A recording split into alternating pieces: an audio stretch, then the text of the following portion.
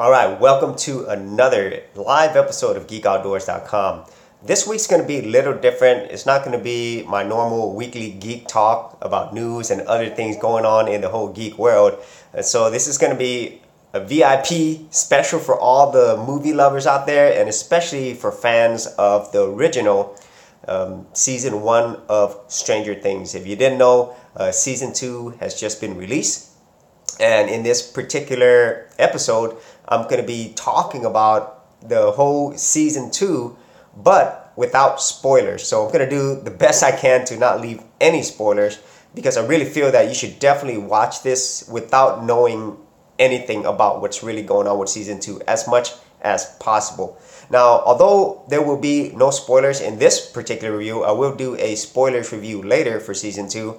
I will say that if you have not seen season 1 of Stranger Things, I definitely recommend that you do go check it out on Netflix. I do have it running right here in the background. So go see season 1 first, because I'm definitely going to be talking about some spoiler material from season 1, which is relevant to season 2, of course. And so on season 1, as you remember, we left off on a really high note, but at the same time, a huge cliffhanger. Okay, so as you remember, at the end of season 1, we see that the kids battle the Demogorgon at the end, and 11, or Elle, as she's known, basically destroys this one Demogorgon with her really powerful psychic abilities.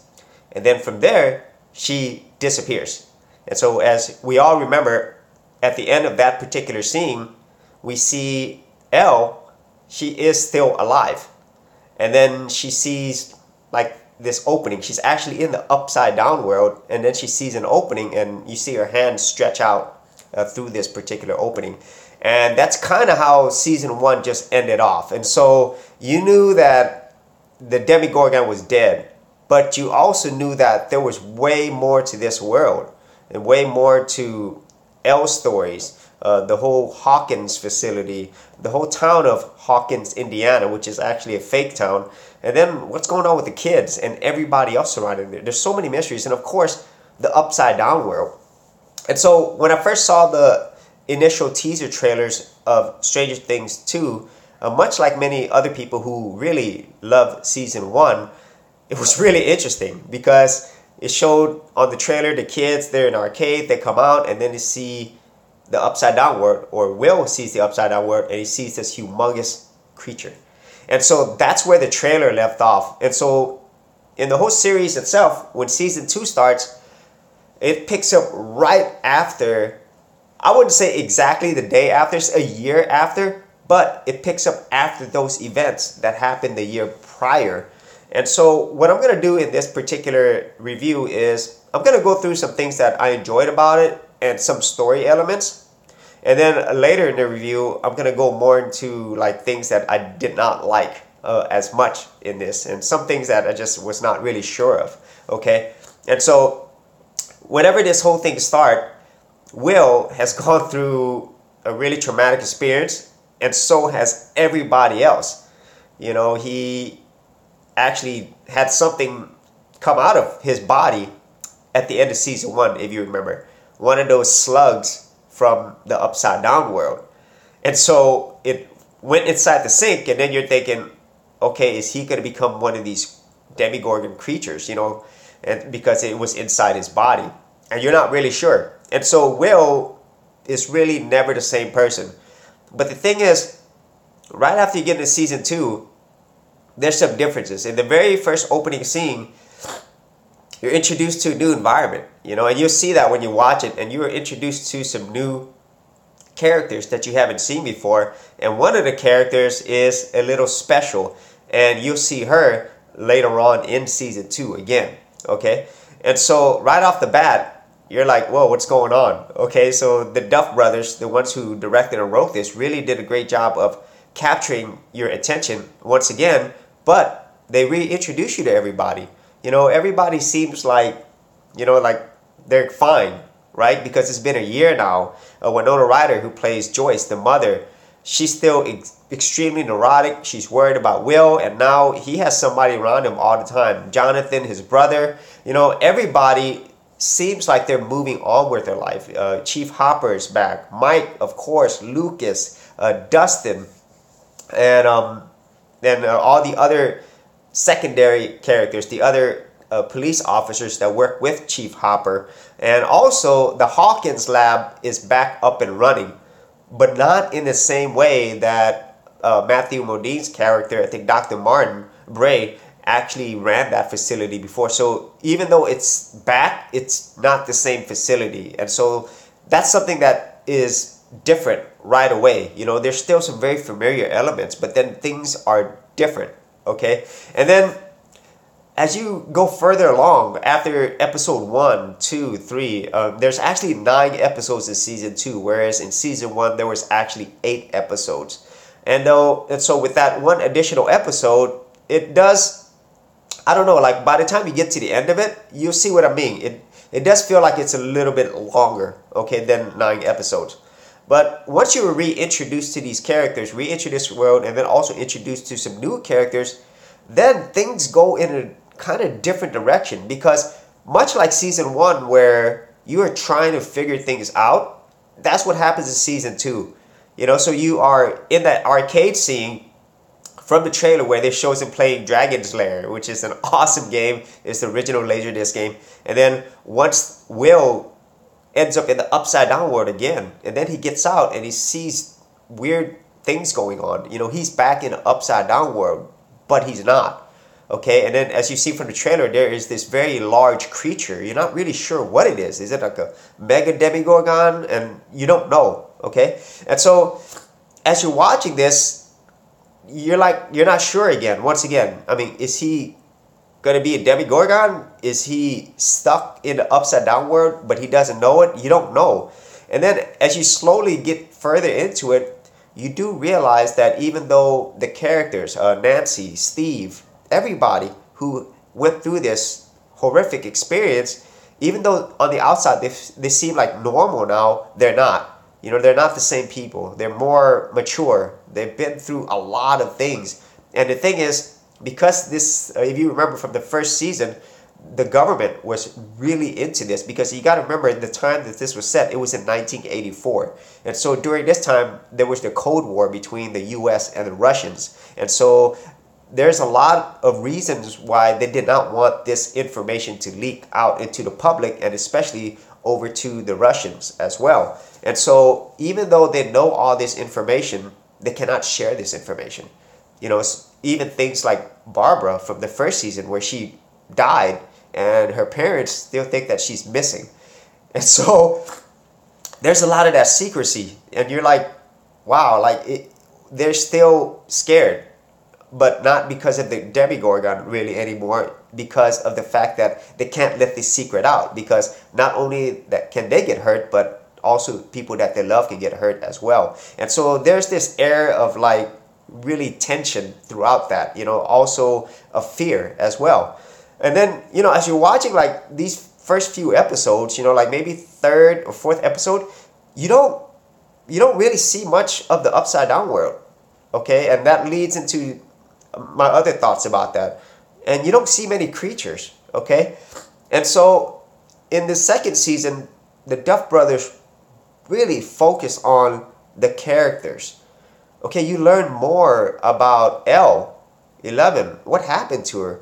You learn more about Chief Hopper and then his relationship with L and with all the other kids. And then Joyce, she goes through an evolution. Actually, everybody goes through an evolution. And so it's really focused on the characters, and which is really a great job, because, the first season, it was focused a lot on this mysterious creature. And then later on, the upside down world, okay? And there are definitely positives to that. And also in the second season, there's positives and negatives to that, because as I'll explain later, the focus of season 2 is different than season 1. And so season 2 is very character driven, very character based. And so once you are settled back in, the characters again, but then you meet new characters. You meet characters like Max. you meet characters like Billy, and then you meet characters like Sean Astin's character, and his name is Bobby the Brain. And so if you're not familiar with who Sean Astin is, he's from Lord of the Rings. He played Sam Gamgee. And so that was really cool. And then this is where I feel like there is a difference, and I'm going to compare it to a movie, okay? Because the whole 80s thing is back, of course. They go really heavy on the 80s elements, the 80s music, the 80s elements. During this time, it was even politics. There's a President Reagan and Bush. And so the Duff brothers really keep everything in that time period. You're going to see stuff from The Terminator. You're going to see stuff from Mr. Mom. And you're going to see a lot of Ghostbusters fan service, specifically in one particular episode. And it was awesome. And then another thing you'll see is much like the original season 1, where Winona Ryder is a huge 80s icon. Hey, Lance, good morning. Thanks for joining, Lance. And also Modine. Is it Matt Modine? I can't remember his name now. I used to watch it. Okay, yeah, Matthew Modine. So he is an 80s icon as well. And here in season 2, they bring in another 80s icon. Okay, so let me introduce him in a way that it makes sense to the story. Okay, so like I said, Stranger Things season 1 is a different type of focus versus season 2. So think about it this way. Think about the movie Alien, and then compare that to Aliens. Okay, I feel that Alien 1 was more of a horror movie because it was focused on one alien. The horror, the terror, you know, people don't know what's going on, and it's just a menacing creature. Much like Stranger Things season 1, where it was more like Alien 1. It was one demigorgon, one creature. You're not sure what it is. It's just picking off people, killing people, okay? And then, if you remember Aliens 2, there were way more aliens. It was more action-packed, you know. It was much bigger in scope in terms of it just wasn't one crew on one spaceship. So similarly, Stranger Things season 2 is much like that, because in season 2, it's not one demigorgons. It's many, and they're different types of creatures. And also the world is expanded outside of Hawkins, Indiana. It gets much bigger. And also the upside down world, it's much bigger than what we saw before. And so the reason why I wanted to also make that Aliens reference is because one of the new characters in season 2 is another 80s icon, and that is Paul Reiser. And Paul Reiser is actually the head doctor and maybe villain in season 2. And if you remember Paul Reiser, he was this slimy corporate scumbag in Aliens 2, and he did get killed. If you remember, that was who Paul Reiser is, and he is in season 2. And so another 80s throwback. And so as you're watching this, I'm thinking about all these other 80s elements, different movies, just like the first one. You think about the Goonies, you think about It, you know, and in this case, I'm thinking about Aliens, much like the first one. But I'm also thinking about things like Gremlins as well. Lance, hello, those parts always fit Paul. Yeah, that's kind of funny, Lance. And you know, Paul Reiser has done a lot of different acting roles, but I really feel that a lot of people will remember him a lot because of Aliens, okay? And so much like, you know, the late Bill Paxton, you know, a lot of people will remember him being in Aliens. And so, yeah, so by like the 3rd or 4th episode, you know, you are reintroduced to the characters. You introduced to these new characters. You learn that now the Hawkins lab, they know about this new portal that was open from season 1. Hey, good morning, Gaza. How's it going? Thanks for joining. And Gaza, Lance, if you missed my intro, this week's episode is going to be a little different because I'm going to be talking about season 2. It's going to be nothing but Stranger Things season 2, and so it's not our normal geeky conversation episode. So it's going to be a little bit shorter as well. And so this is a non-spoilers review. And so you're introduced to these new characters and then new people coming into it for the Hawkins lab, and so everything has to be kept quiet, and that's one of Hopper's main job, okay? And so as you're going out through this whole series, okay, and this is where I'm gonna kind of get into the part where I didn't really enjoy it as much, okay? So let me tell you right off the bat the things that I did enjoy about season 2. I enjoyed the characters. As I mentioned earlier, the Duff brothers really focus on the characters of this world. Another thing is they've expanded it outside of Hawkins, Indiana. You will go into various other cities, much bigger cities. And also there is a different worldly experience, because if you remember, the Upside Down is actually a parallel universe.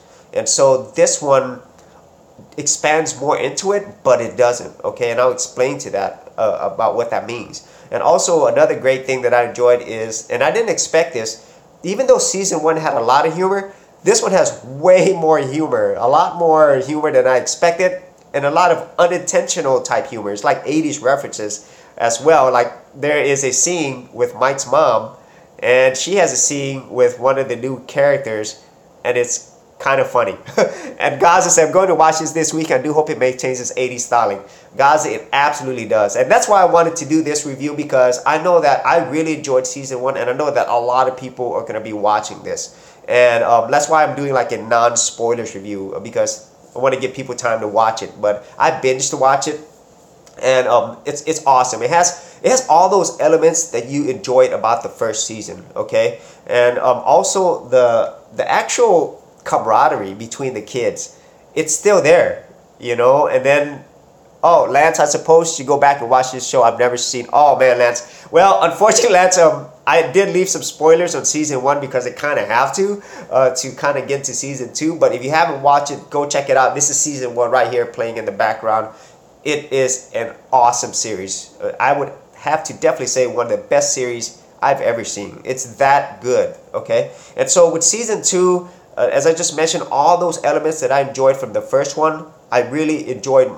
They did more of that in this one, okay? The 80s reference I love, because I'm a child of the 80s, and so it was absolutely awesome. The Goonies, yes, everything. But they added more elements of 80s stuff here in the second one. So if you are the child of the 80s, you'll get a lot of these references. They have a lot of TV shows, movies, like product placement and stuff that you would only get in the 80s, and a whole bunch of 80s music. So those were all the great things. And then another wonderful thing in season 2 is the fact that they didn't forget about season 1.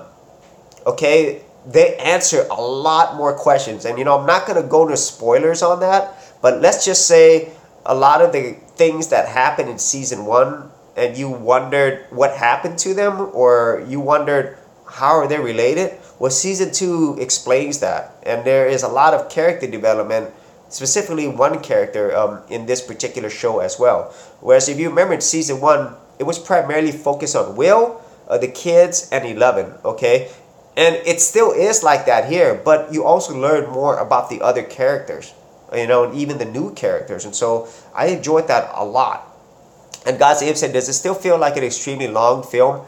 Gaza, it does. Okay, and I'm going to go into that as well, because I really feel like Stranger Things, I'm glad Gaza pointed that out, because if you've seen Stranger Things season 1, it doesn't seem like a series. It seems like one long movie, okay? And so I would say Stranger Things 2 is a lot like that. It's, if you put it together, it could be another ultra long movie, okay? And so I'm gonna try to think like if there's anything else I really enjoyed in this without leaving spoilers. I'm trying to really hard. And so, okay, another aspect I liked about it was like, up until like I would say episodes 5 and 6, there's so much mystery. Much like the whole season, for me, all of season 1 Stranger Things was all good, every single episode, and it kept me on my toes the whole way through. Now in season 2, it's not quite like that. Okay, there is a lot of mystery. There's a lot of things that you can't figure out. You're still thinking about, but because you've seen season 1, it doesn't have that same feeling. Okay, so that probably leads me into the things that I don't like about season 2. Okay, and this is my own personal viewpoints. And once again, I am not going to leave spoilers in here. So on season 2, the things that I don't like is that the movie itself, or the show itself, it takes different turns. Okay, there's multiple stories going on, and as I mentioned earlier, season 2 is really bigger. It expands into a lot of things. Until with season 2, it's much bigger, but at the same time, it's bigger in places that you really feel that, it doesn't add anything. Okay, maybe not now, maybe in the future, in season 3 or season 4, these characters or these scenarios will play more of an important role. But you see what I mean, like in later episodes, it just like took me out of it, okay? I mean, I wanted to go back to the central story, but then there's not one central story in this. There's like 3 to 4 different stories. And so that, I think, like kind of puts you off, you know, kind of takes you out of the whole main focus of the story, you know? So, and I understand why they do this, because since Stranger Things is obviously popular and is well loved, there will be more seasons to this, so they could expand upon the story. So by setting up these other stories, they could set up potential stories later on. Okay, so it might not make sense now, but it might make sense later. But at the same time, I kind of feel like it kind of took away from the main story. Okay, and Gaza asks, is Winona still neurotic? This is possibly the best exposure she's had for a long time. Is it a Tarantino style subplot setup? You know, Gaza, I would say this, and I did mention this a little bit earlier. All of these characters grow in a different way. They're not the same people. So Winona Ryder, she is more neurotic. But because they went through what they did, all of these people, they are less neurotic. Okay, because they kind of know what they're facing. Okay, they've been there before. And so even though that doesn't make it any less dangerous, they are more aware of what to do. Okay, if that makes sense. Okay, so she still has that, but not like the first one, because you remember in season 1, and you know, Lance, this is kind of spoiler stuff. In season 1, people thought she was crazy. Even her own son thought she was crazy. But now in season 2, it's not like that, because there's many other people who knows what's going on, who's experienced this other world, and who's seen the Demogorgon creature. Okay, and so going back to the things that I did enjoy, first and foremost, I didn't enjoy the fact that these other sub stories took away from the main stories. Another thing that I did like, and this might not be the same for you, but I kind of like lost momentum. Okay, like I said, it's 9 episodes, and so for me, by the time it got to like the 6th episode, it lost a lot of that momentum. It lost a lot of that mystery. Okay, and then it was more predictable. Okay, and then I just like, it's not like it wasn't good. Okay, but I kind of like, I didn't have as much interest in it as I did season 1, where in season 1 with the 8 episodes, I was like in it all 8. There was really not an episode that I didn't feel like I didn't get bored. Okay, and I don't mean that they were like boring episodes. It's just that they didn't have the same level of interest, of quality, I would say. I mean, I don't know how to explain it. You just have to see it. It kind of loses momentum when it gets to the later episodes. Okay, and then like also, and you know, for people who really enjoyed season 1, there was like a mixed feelings on actually the ending of season 1. You know, some people enjoyed it, some people didn't enjoy it. I myself, I enjoyed how season 1 ended, but in season 2, I didn't really like it. You know, the payoff really wasn't there. Okay, and then the way in which it ended, it was like, I don't know, it's like kind of cliche, and also not very, just saying they thought Sarah Connor was crazy too. Yeah, that's right. And so also, guys, it's all about the fairy lights, Lance. You'll see when you watch season 1. Yeah, and Lance, I'm not much of a TV person, but I might go check this out. Yeah, Lance, I don't watch TV myself. I mean, if you consider Netflix TV, then yeah, that is TV. But I really enjoy this new medium that we're in. I mean, for people who are on the internet, this is not new, but most people now, they don't watch TV shows like they used to. Okay, I mean, I don't have to wait till next week to watch it. I'll just binge all of it, which is something that I love. And so going back to the things that I didn't really like, I didn't like the ending. It didn't really pay off as well. And also, you know, the creatures, the demigorgons, they're not the same demigorgons, or they might be. Okay, but they weren't as menacing and as scary. Okay, much like aliens and Alien 1, because they focus on one alien, that was a lot more scary, okay? Whereas in this one, there's a lot of them, and they're not, you know, the same as the first one, or maybe not yet. And so it's not as scary, okay? That's my feeling. Some people would say season 2 is more scary, but I don't think it's as scary as season 1. Season 1 to me was a lot more horrific type show because you know, everything's new and it's focused on one creature terrorizing these kids. Whereas in season 2, there's way more demigorgons, okay? And then there's the whole thing about the whole gigantic demigorgon or creature that you see in the trailers.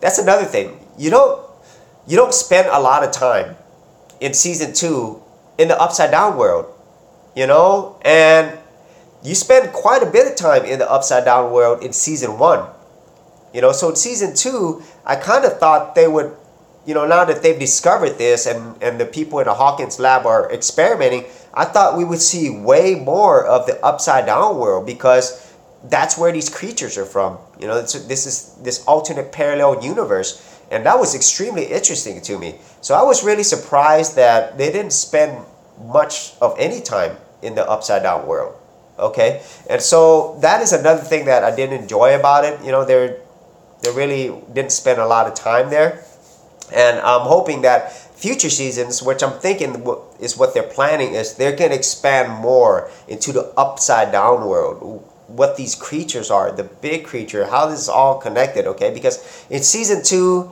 and this isn't really a spoiler thing because you kind of see it in the trailer, in season 2, it's more about this world coming into our world, you know, these creatures coming into our world. And so that's the main difference. And in some cases it works, but in some cases, you know, it doesn't, okay? Because you spend most of your time in Hawkins, Indiana, okay? And so Lance is saying, I'm not, okay, no, Lance, I like Fringe a lot. I hope there comes along a show like that. Yeah, I haven't seen Fringe myself, Lance, but let me see if I can think of anything else that I didn't really enjoy about season 2 without leaving spoilers. Yeah, I can't think of much else, because if I do talk about it, then I'm going to be leaving a lot of spoilers. I'm going to save that on another episode.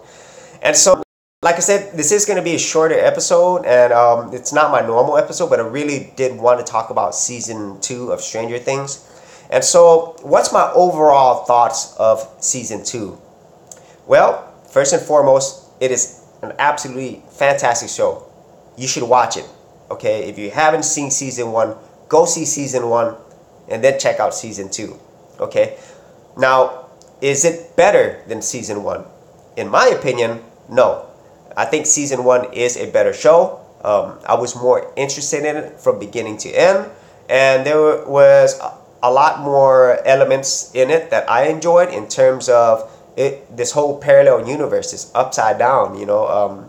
You were getting introduced to a lot of things, so there's a lot of newness there as well. And also, I think because of the whole fact that everything's new, it's a mystery, I was more invested into it, you know. Whereas the second season, I think it's more fun, definitely more fun, more humor, and I would say, if you could think of it as a positive, they introduce more things that they can experience in the future, okay?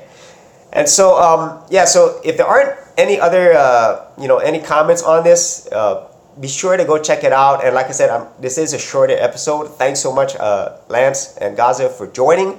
And so next week, we'll get back to our normal geeky weekly discussion with the news and everything else that's going on.